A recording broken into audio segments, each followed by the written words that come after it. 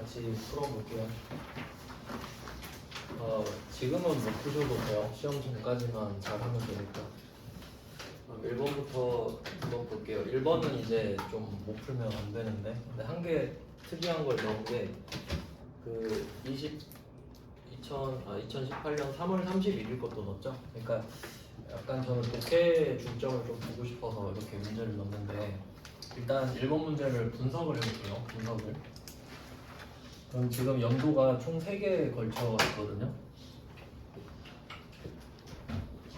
2017, 2018, 2019 이렇게 돼 있고, 제가 문제를 낸 거는 2017년 12월 31일 요거랑 요때랑 그리고 18년도 3월 31일 이렇게 되겠죠. 그러니까 일부러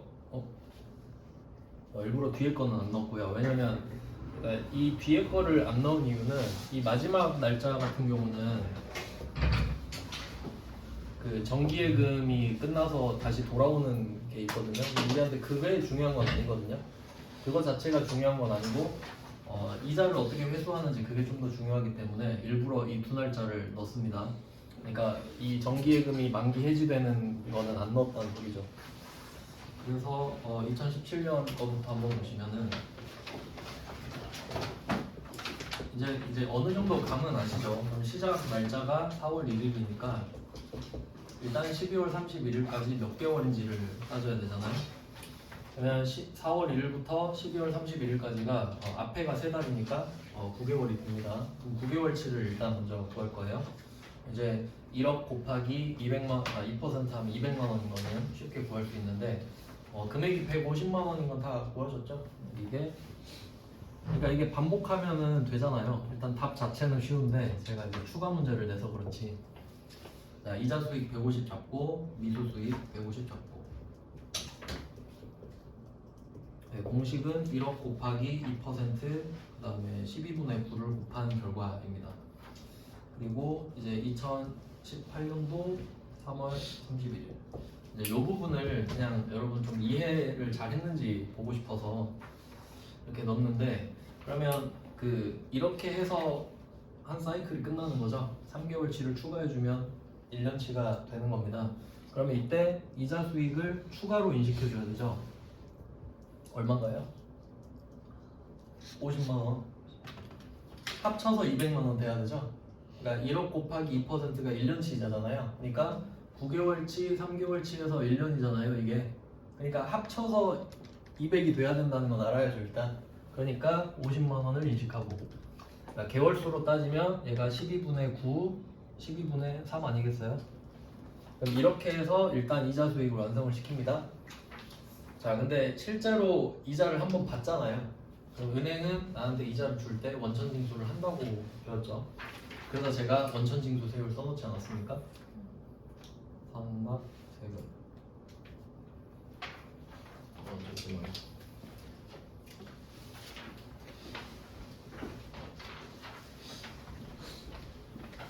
자, 그러면 선납세금은 퍼센트 어떻게 어디에다 15.4%를 구하죠? 그럼 오늘 200을 받는 거잖아요, 실제로. 그러니까 오른쪽은 발생주의죠. 9개월치, 3개월치가 발생했다. 근데 이때 한 사이클이 끝났기 때문에 실제로는 현금 200도 들어오잖아요. 그러니까 200만 원 곱하기 15.4%를 하면 30만 8천 원이 나옵니다. 그래서 선납세금은 30만 8천 원 이렇게 되겠죠. 그리고 이제 나머지가 보통예금이 들어올 텐데, 자, 이때 요령을 생각해 보면 이때 뭐 보통예금을 200에서 30만 8천 원을 빼서 적으셔도 되지만 굳이 안 적어도 되죠. 이유는 이때 자산으로 인식했던 미수 수익이 오늘 없어지면서 대변으로 가야 되니까 이렇게 해서 완성이 되는 거죠. 200만 원이. 그럼 보통예금은 굳이 안 찾아도 되잖아요. 어차피 컴퓨터로 입력하실 거니까. 그래서 이 부분은 그냥 금액 안 쓰셔도 정답인 거예요. 어차피 마지막에 쓰면 알아서 찾아주지 않습니까? 그래서 뭐 1번 문제는 이렇게 뭐 아시겠지만 이제 위에 거가 답인데 이것만 맞히면 의미가 없잖아요. 실제 거래까지 한번 생각을 해봤어요. 근데 이게 그것도 혼자 풀어보세요. 19년 3월 31일은 어떨까? 그건 정기예금이 대변으로 빠지면서 차변으로 보통예금 1,000만 원이 또 들어옵니다. 정기예금이 해지되니까 만기가 돼서 네, 그것도 생각해 볼 수 있겠죠. 근데 그것까지는 안 넣었다는 소리예요. 일부러 그러니까 제가 연도를 조절한 거죠. 1번은 뭐 기본인데 선납세금 이것도 중요하니까 같이 생각을 해봤습니다. 실제로는 이렇게 될 겁니다. 그 다음에 2번 사실 이게 좀 어렵죠. 2번 문제도 이제 1번의 연장선이라고 볼 수는 있는데 근데 보통 1번을 많이 내니까 1번은 꼭 맞히셔야 되고 2번은 솔직히 뭐 틀리셔도 제가 할 말은 없는데 조금 어렵긴 하니까 얘는 힌트를 드리면 반대로 생각해야 됩니다. 그러면 얘도 똑같이 한번 해볼게요. 얘는 보험료이기 때문에 1년 사이클로 끝나네요. 2023년으로 시작을 해서 2024년으로 끝나는 겁니다. 이때 10월 1일에 시작을 했고 9월 30일에 끝나네요. 그럼 어차피 뭐 답은 제가 써놨죠. 2023년 12월 31일 구해라. 그러면 이것도 똑같아요. 개월수 따지는 겁니다. 3개월이죠. 앞에 9개월 빼고 3개월. 자, 그러면 우리가 인식해야 될 비용입니다. 이거. 그러니까 수익이랑 비용은 실제로 지난 기간 동안 인식하는 거예요. 아까 1번 문제도 9개월, 3개월을 수익 인식했죠. 그럼 얘도 3개월만 비용 인식하는 거예요. 비용 인식. 근데 문제는 10월 1일에 돈을 얘는 먼저 줬잖아요.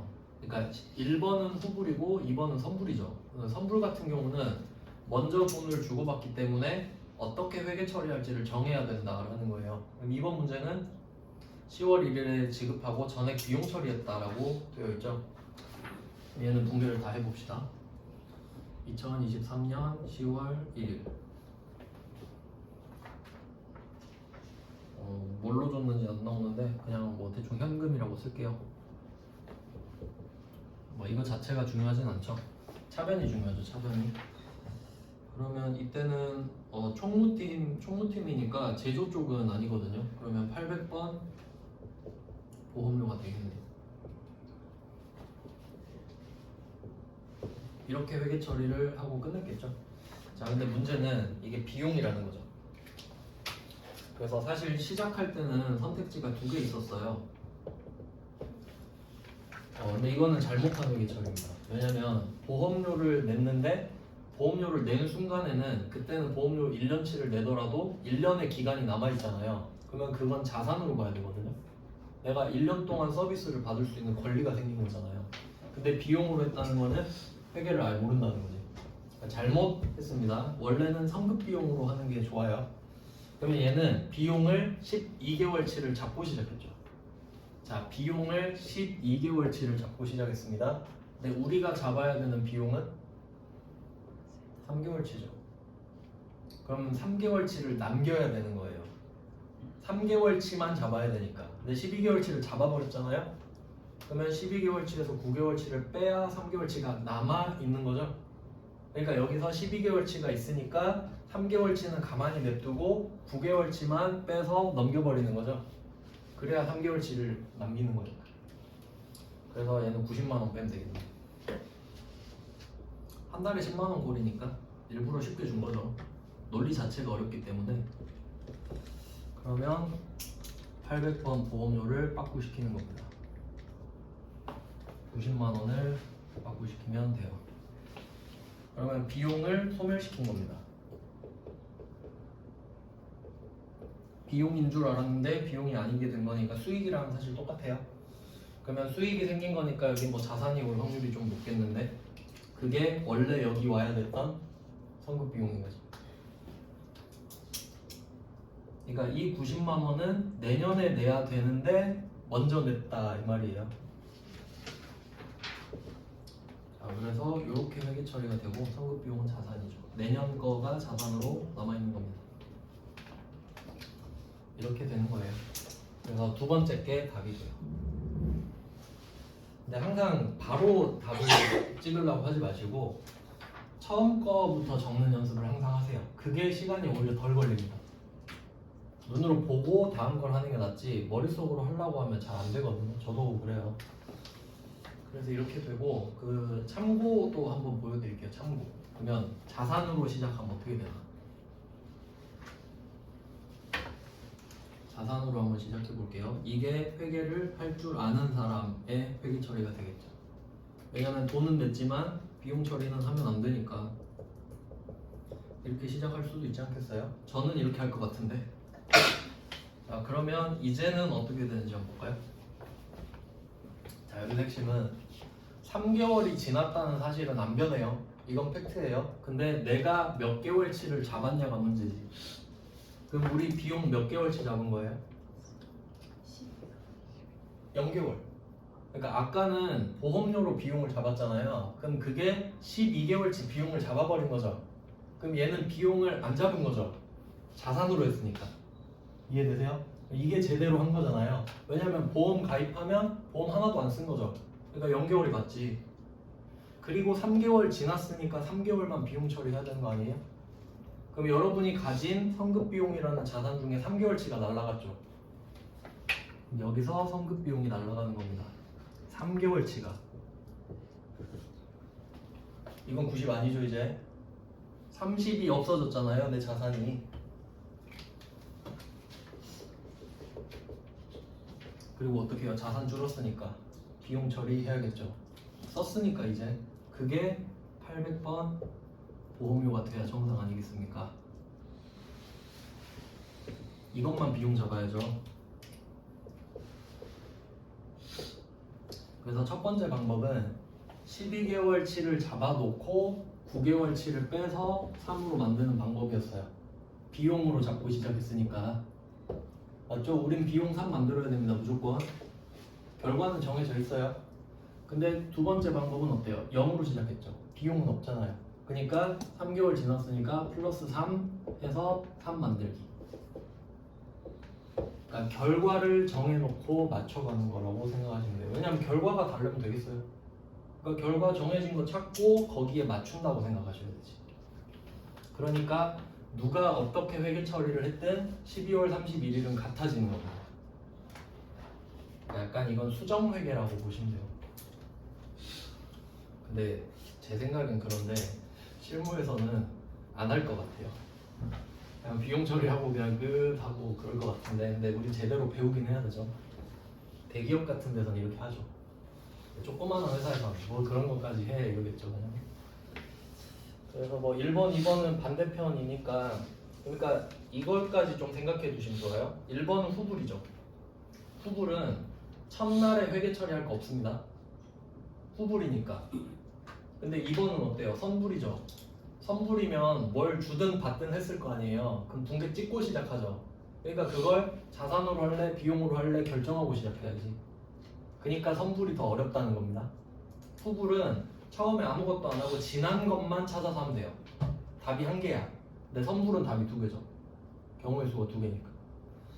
근데 나는 도저히 무슨 말인지 모르겠다. 그럼 1번만 파세요. 2번은 솔직히 좀 덜 내니까. 1번은 좀 자주 내고요. 그 다음은 이제 3번. 요건 이제 그래도 요령껏 풀 수 있는 답으로 넣는데 포인트를 잘 보셨을지 모르겠네요. 이제 현금 과부족은 기대 안 해요. 다 외워서 찍으시는 것 같아가지고. 그러면 안 되잖아요. 자, 이거는 그 진짜 좀 요령 있게 풀 수 있습니다. 지금 기말이고요. 12월 31일이고 현금 과부족 계정이라는 말을 하고 있죠. 그러면 어딘가에는 있는 거거든요. 그럼 어쨌든 없애야 되죠. 그걸 일단 알아야 돼. 어딘가 있구나, 없애야겠구나. 근데 어디 있대요? 대변에 있대요. 그럼 없애려면 차변으로 보내야지. 네, 이렇게 이번에 쉽게 줬잖아요. 사실 실제로 시험에서는 이 정도가 나오고 그 앞에서 풀었던 건 일부러 어렵게 낸 거예요. 기본을 공부해 보시라고.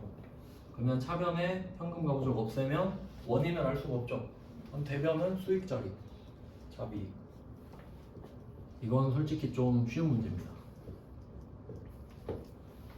근데 솔직히 알면 다 쉽죠. 모르면 다 어렵고. 그래서 3번은 아주 좋은 문제고, 그러면 이거를 대변 글자를 차변으로 바꾸시면 답이 어떻게 되는지도 생각해 보면 좋겠죠. 그럼 차변에 현금 가구수 잔액이 있다. 그럼 대변으로 없애야겠죠? 원인은 몰라. 차변에 잡손실. 이렇게 찍는 거지 그냥 찍는 거 아니에요. 네, 3번은 뭐 그렇고 4번 이 문제도 맞히셨을지 모르겠네. 이것도 외워서 적으셨을까봐 그렇게 했으면 틀리게 문제 냈는데, 이거는 한번 풀 버전을 제가 써볼게요. 처음에 돈 빌렸을 때 장기 차입금으로 됐었을 겁니다.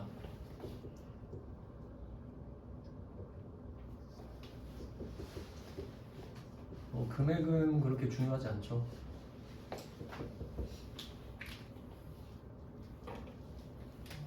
무슨 은행 이렇게 써놨겠고요. 그러면 처음에는 장기 차입금이지만 결국 시간이 가서 내년에 갚아야 되는 날도 온다 그랬죠. 그래서 그걸 이제 장기 차입금을 없애주는 회계 처리를 하는데, 장기 차입금 없애고 기억나세요? 이름? 유동성 장기부채. 처음엔 장기부채였는데 지금 보니까 유동성을 띠고 있다. 그러니까 유동부채 위험하다, 이거 신호를 보내주는 거죠.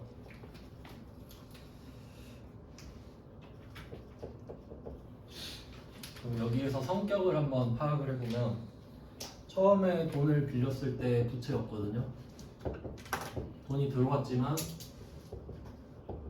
결국 지금은 돈이 들어왔지만 언젠간 갚아야 될 거니까. 그리고 이제 시간이 지남에 따라 이 장기 차입금은 안전한 부채였고 이제 안전한 부채가 사라지는 거죠. 근데 보통은 부채가 사라지면 자산이 나가는 건데, 이 부채가 없어지는 대신에 새로운 부채가 생겼죠. 위험한 부채가.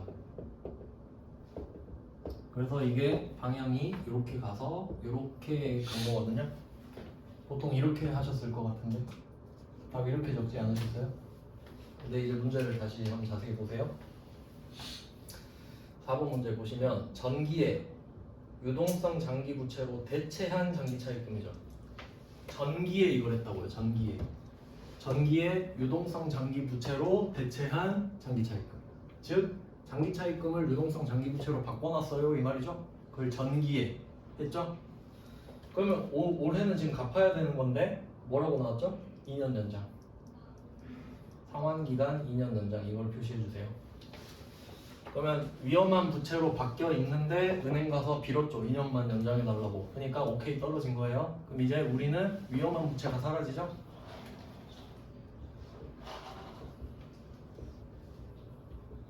위험한 부채가 사라지고 다시 안전한 부채가 생겼어요.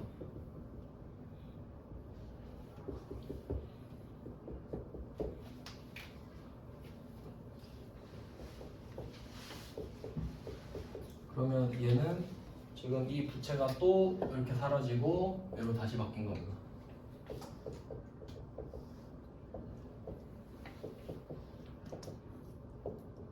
그래서 지금 이 문제의 답은 요겁니다. 이게 답이에요. 아시겠죠? 교훈은 외워서 풀지 말자. 읽고 생각하고 풀자. 모든 일이 그렇지 않습니까? 네. 항상 그때그때 상황 판단해서 뭐 하는 거지 모든 걸 외울 수는 없잖아요. 그리고 4번은 사실 이게 잘 나오진 않지만 일부러 이거 넣었어요. 아시겠죠? 그러면 또 2년 뒤에는 어떻게 하겠어요? 또 바꾸겠지 2년 뒤에. 네, 그렇게 될 겁니다. 그 다음 이제 5번 문제로 가죠. 5번 문제는 자동결산입니다. 이거는 뭐 공개를 할 필요는 없어서 제가 일부러 그냥 이름만 적어놨죠. 금액만 적으시면 되는 거예요. 그러면 제공품은 못 적으면 안 되죠. 제공품은 답이 5천만 원이잖아요. 이제 원재료랑 제품을 얼마를 적을 거냐가 문제인데, 그러면 뭐 제품부터 한번 가보면, 자, 제품은 창고에 7,500만 원이 있네요. 일단 창고에서 7,500만 원어치 확인했습니다. 자, 그리고 비고가 문제인데 세 가지를 봐야 된다고 제가 말씀을 드렸습니다. 알고리즘 한번 따져볼게요. 첫 번째, 샀냐 팔았냐. 뭘로 알 수 있을까요? 원재료. 원재료라는 말을 쓴다는 것 자체가 사딴소리입니다. 그냥 좀 그 논리를 좀 설명을 드리면, 만약에 여러분이 막 물건을 사고 팔아요. 물건을 뭐 사고 팔아 봅시다. 네, 여러분이 만약에 스몰 a라는 물건을 샀다고 할게요. 스몰 a. 그러니까 그냥 스몰 a예요. 그냥 좀 알아듣기 쉽게 나무 이런 걸 해볼까요? 자, 여러분이 나무를 샀어요. 근데 만약에 가구 만드는 회사일 수도 있죠, 여러분이. 그러면 이 나무를 왜 샀겠어요? 이걸로 가구 만들어서 팔아야지 이 생각했겠죠. 그러면 나무는 왓이잖아요. 근데 회계는 Y라 그랬죠. 그럼 나무 왜 샀어? 하니까 이걸로 가구 만들 거니까 이건 재료예요. 이러겠죠? 그러면 그 목적으로 샀으면 이 나무는 원재료라고 쓰는 거예요. 근데 우리가 나무를 싸게 사가지고 비싸게 파는 사람인 거예요. 나무 도매업자예요. 그럼 이 나무를 샀을 때 나무는 왓이죠? 그러면 너 나무 왜 샀어? 그러면 팔려고 이러겠죠. 그럼 상품이라 정한다고. 이해되세요? 그러니까 원재료라고 써있다는 말 자체가 뭐예요? 샀단 소리예요. 이거 보고 원재료 팔 수도 있잖아요 이럴까봐 말씀드리는 거예요. 이걸 팔 목적으로 샀으면 뭐라 써있겠어요? 상품이라 써있지. 이해되세요? 근데 상품은 살 수도 있고 팔 수도 있죠. 그러니까 원재료 써놓는다고. 절대 오해 없게. 그러니까 매입 이해하셨죠? 첫 번째 매입. 이거 그림 그려드렸었는데, 자, A에서 B로 가는데 배 타고 가고 있다. 그러니까 우리는 지금 B죠. 우리 B 당첨. 매입이니까. 1단계 매입인 거 찾았습니다. 2단계 언제 주인 바뀌냐? 선적지냐 도착지냐? 선적지에서 주인 바뀌죠? 2번 선적지.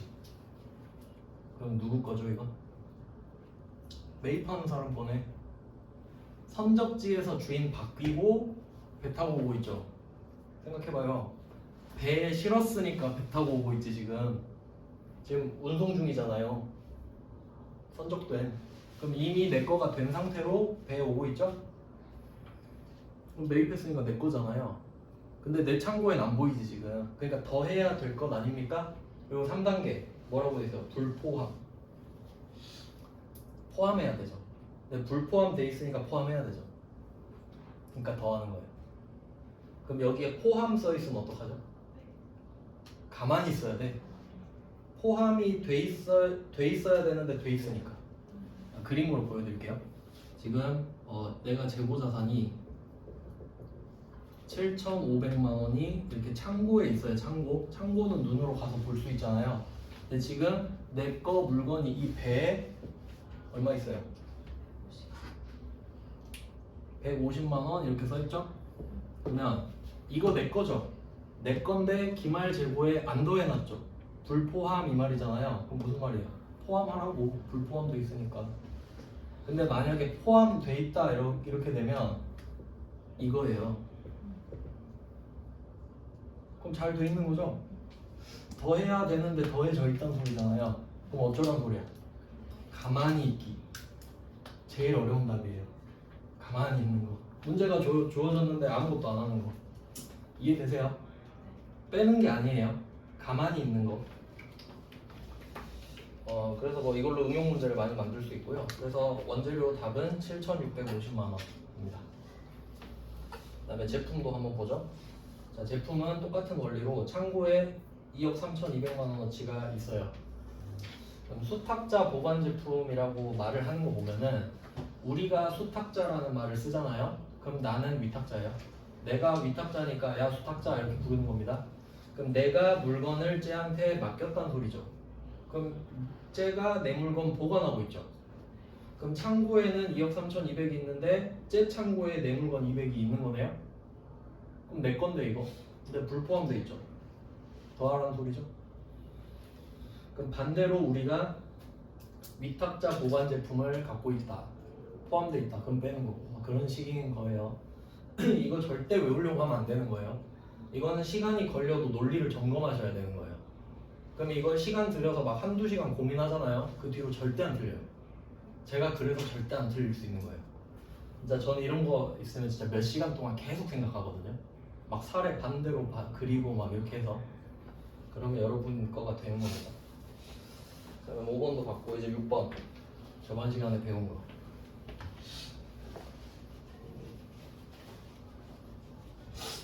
저번 시간에 외화 굉장히 잘 하시던데 다들.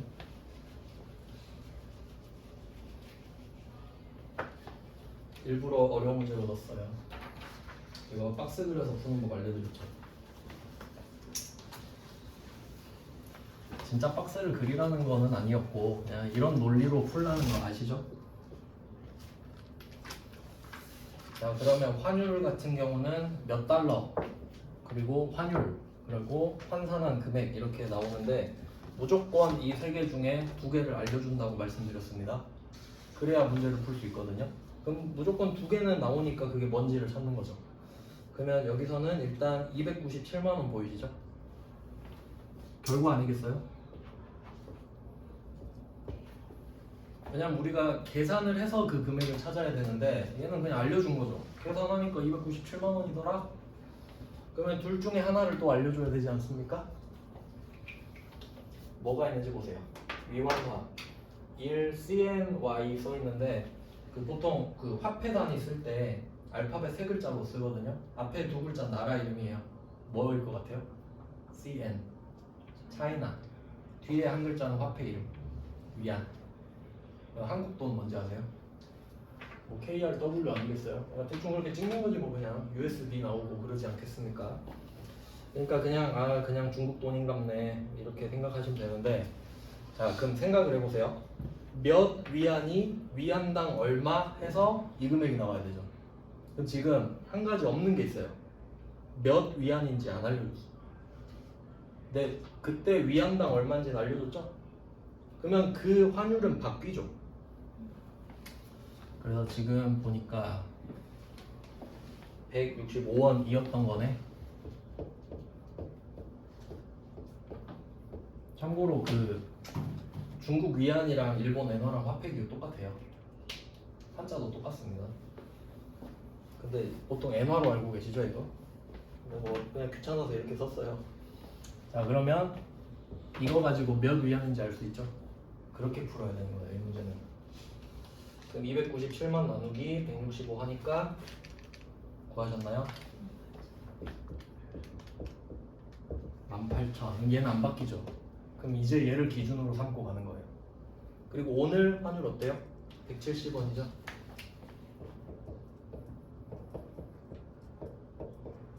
이렇게 바뀌었네. 이거 그림 끝 아닙니까? 근데 이게 유치해 보여도 이게 제일 간단해요. 딱 이 칸만 쓰면 되잖아요. 자 그리고 또 생각해야 될 게 있죠. 이 주인공이 외상 매입금이네요. 부채죠 부채. 자 그럼 지금 부채가 늘었죠? 부채가 늘면 손실이죠 손실. 그럼 얼마나 손실 났나 볼까요? 5원 손실 났죠. 5원 손실이 18,000번. 그러니까 이거 이렇게 생각하면 돼요. 여러분이 주식을 165원에 샀는데 18,000주를 산 거예요. 그럼 18,000주는 안 바뀌잖아요. 근데 주식 가격은 변하지. 근데 지금 산 게 부채인 거예요. 그러면 18,000번 곱하기 5 이만큼 기분이 안 좋아졌겠네요. 뭐 9만 원인가? 그러면 붕괴는 지금 부채가 늘어난 거죠? 그 부채 이름은 어디다 쓰지? 오른쪽이죠. 외상 매입금.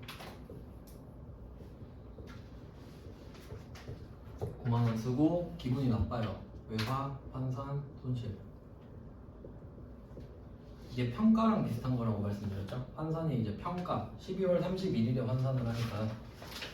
그리고 또 놓치면 안 되는 게 있어요. 이거 그러니까 외상 매입금이 갚을 돈이잖아요. 누구한테 갚아야 되는지 써야 돼요. 페이바오. 그리고 부채 증가.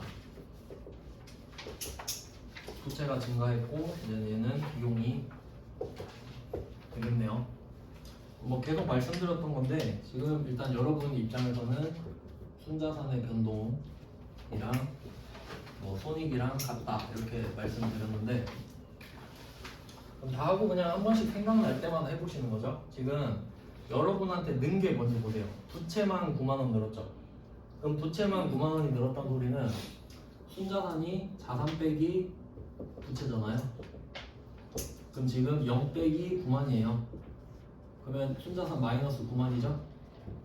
순자산 9만 줄어들었잖아요? 그럼 비용이 9만 있어야겠죠? 맞잖아요? 이렇게 점검도 할 수 있는 거죠. 논리가 맞다. 그러니까 약간 옛날에 수학 문제 풀고 검사하듯이 정확히 해야 되니까. 왜냐면 솔직히 실무에서는 이렇게 간단한 거 잘 안 해요. 엄청 복잡하거든요. 근데 기본기가 돼 있어야 조합을 해서 막 어려운 문제도 풀잖아요. 그래서 뭐 문제 이렇게 풀어봤고요. 네, 지금부터 한 10분 쉬고 이제 그 입력할 거거든요. 이제 컴퓨터 사용할 거예요. 10분 쉬고 하겠습니다.